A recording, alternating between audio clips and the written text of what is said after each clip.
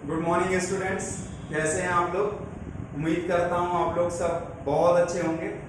आज मैं आप लोगों को क्लास 9th का सेकेंड लेसन का पार्ट 2 पढ़ाने वाला हूँ। फर्स्ट पार्ट का वीडियो मैं अपलोड कर चुका था, आपने देख लिया होगा, समझ आ गया होगा। तो आज हम सेकेंड पार्ट पढ़ने वाले हैं जिसका नाम है द शहनाई ऑफ बिस्मिल्लाह खां। बिस्मिल्लाह खां जी की शहनाई। बिस्मिल्लाह खां जी को सब जानते होंगे, ये एक बहुत ही फेमस शहनाई वादक है। तो आइए सबसे पहले इस चैप्टर को शुरू करते हैं इसकी हिस्ट्री के साथ कि हिस्ट्री क्या है उसकी बेसिकली। तो हम पता करते हैं उसकी हिस्ट्री। हिस्ट्री में पास्ट में औरंगजेब नाम के एक शासक हुआ करते थे भारत में, आप लोग जानते होंगे। औरंगजेब के काल में एक इंस्ट्रूमेंट बजाया जाता था जिसका नाम था पुंगी। पुंगी बेसिकली एक लकड़ी की पतली सी एक बांस का टुकड़ा था, एक पाइप था बेसिकली, जिसको बजाने से साउंड प्रोड्यूस होता था, साउंड आता था। लेकिन वो साउंड इतना खराब आता था कि औरंगजेब ने एक बार मना करवा दिया था कि मेरे दरबार में या मेरे पूरे क्षेत्र में पुंगी नहीं बजाई जाएगी। उसके बाद वहां पर पुंगी बजाना बंद हो गया।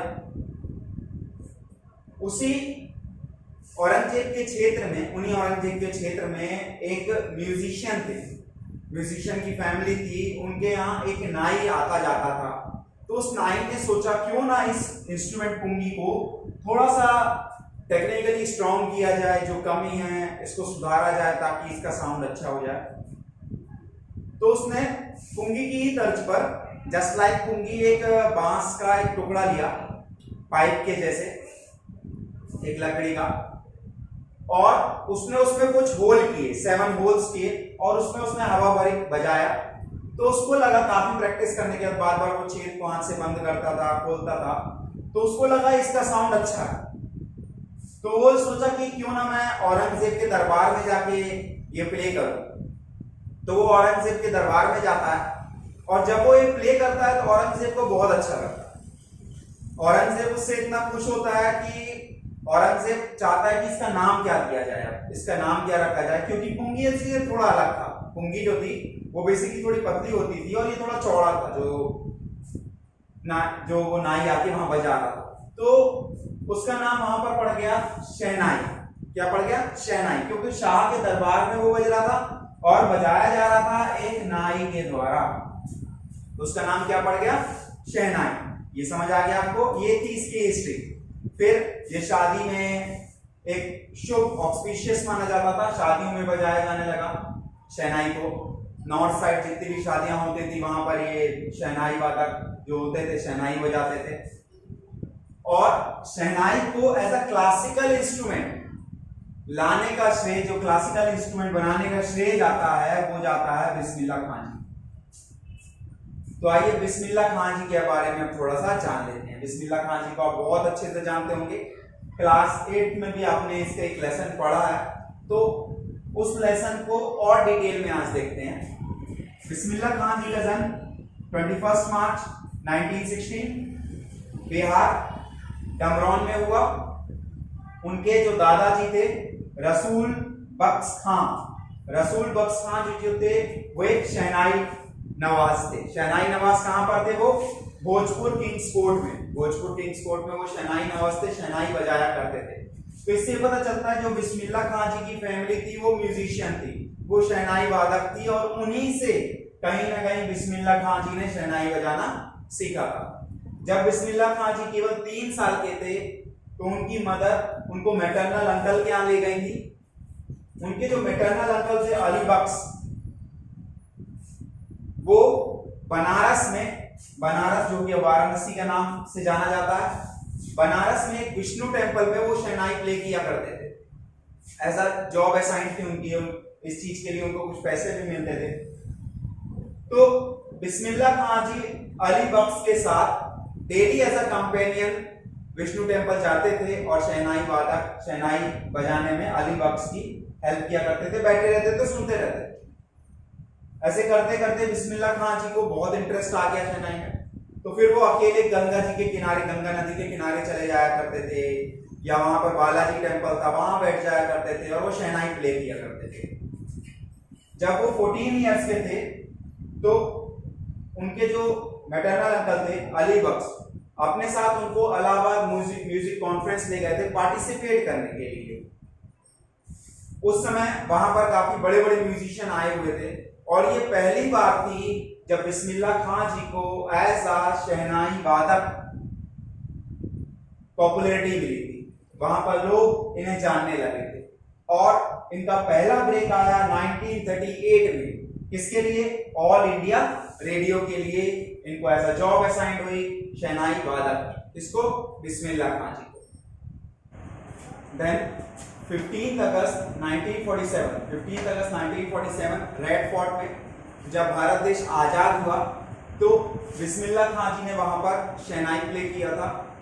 वहां पर काफी सारे पॉलिटिशियंस जैसे जवाहरलाल नेहरू जी और काफी सारे लोग उपस्थित थे जब उन्होंने वहां पर शहनाई प्ले किया। ये पहला बड़ा मौका था बिस्मिल्लाह खां जी के लिए। उसके बाद उनकी ख्याति बहुत बढ़ गई, केवल हिंदुस्तान में नहीं बाहर भी लोग उन्हें बहुत जानने लगे, बहुत फेमस हो गए वो।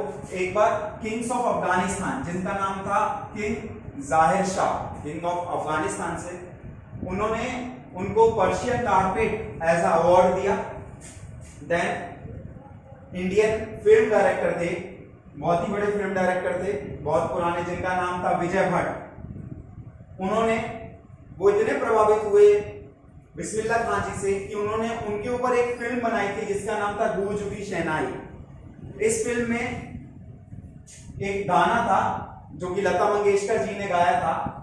उस गाने में शहनाई प्ले की थी बिस्मिल्लाह खां जी ने, जिस गाने की लाइन मैं आपके लिए गुनगुना देता हूं। दिल का खिलौना है टूट गया, दिल का खिलौना है टूट गया, कोई लुटेरा के लूट गया, दिल का खिलौना है।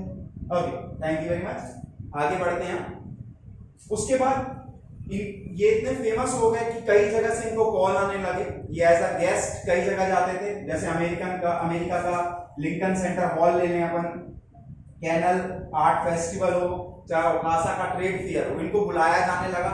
ये काफी फेमस हो चुके थे तब तक। इवन तेहरान के जो राजा थे, जो शासक थे, उन्होंने इनके नाम से एक ऑडिटोरियम खोल लिया था, बिस्मिल्लाह खां ऑडिटोरियम। उसके बाद इनको काफी सारे अवार्ड्स मिले, चाहे वो पद्मश्री अवार्ड हो, पद्म भूषण, पद्म भूषण, एंड सबसे बड़ा अवार्ड उनको मिला 2001 में, जब अवार्ड मिला उनको भारत रत्न का।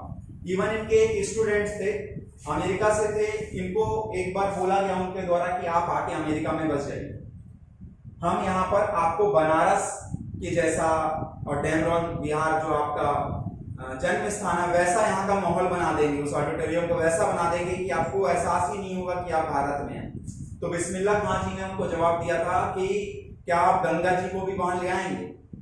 तो जो बिस्मिल्लाह खां जी थे वो भारत से बहुत प्रेम करते थे। इवन वो एक बहुत बड़े एग्जाम्पल थे सेक्युलर के, सेक्युलर यानी हर धर्म को मानने वाला। वो एक मुस्लिम होते हुए भी जो हिंदू टेम्पल्स थे उसमें पार्टिसिपेट करते थे। तो एक बहुत बड़े एग्जाम्पल थे सेक्युलरिज्म के और एक कल्चरल हेरिटेज के परफेक्ट एग्जाम्पल थे। सो स्टूडेंट्स, आपको समझ आ गया होगा ये चैप्टर, बहुत ही इजी है, बहुत अच्छा चैप्टर है, बहुत कुछ सीखने मिलता है हमको इस चैप्टर से। और फिर भी अगर आपको कोई कंफ्यूजन होती है तो आप कमेंट बॉक्स में जाके मुझे कमेंट कर सकते हैं। कोई भी कंफ्यूजन हो आपकी क्लियर होगी, और इसकी एक समरी बना लीजिए ताकि आपको लर्न हो जाए अच्छे से। पॉइंट वाइज आप चाहें तो इसका स्क्रीनशॉट लेके अपनी कॉपी में लिख सकते हैं या पॉज करके अपनी कॉपी में लिख सकते हैं, जिसको इस चैप्टर को समझने में जिससे इजी होगा। And thank you very much. Be healthy, be safe.